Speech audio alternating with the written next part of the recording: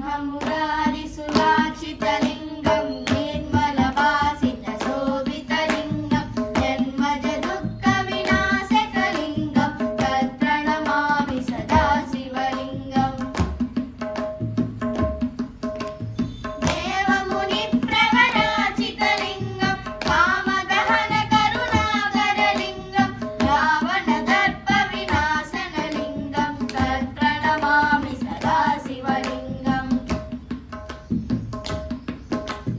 सर्वसुगन्धसुलेपितलिङ्गं बुद्धिविवर्धनकारणलिङ्गं सिद्धसुरासुरवन्दितलिङ्गं तत्प्रणमामि सदा शिवलिङ्गम्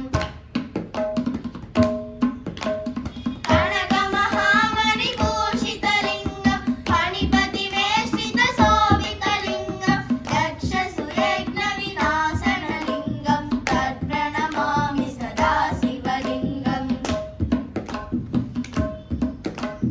कुङ्कुमचन्दनलेपितलिङ्गं पङ्कजहारसुशोभितलिङ्गं वञ्चितपापविनाशनलिङ्गं तत्प्रणमामि सदा शिवलिङ्गम्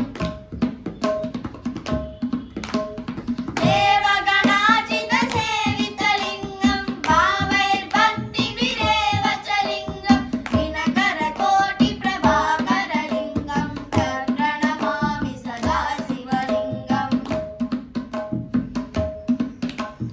अष्टदलोपरिवेष्टितलिङ्गं सर्वसमुद्भवकारणलिङ्गं अष्टदरिद्रविनाशनलिङ्गं तत्प्रणमामि सदा शिवलिङ्गम्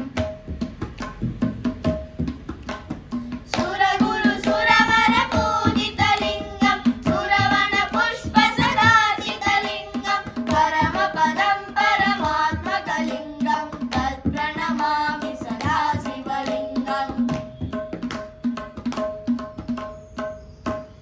लिङ्गाष्टकमिदं पुण्यं यः पठेत् शिवसन्निधौ शिवलोकमवाप्नोति शिवेन सह मोदते।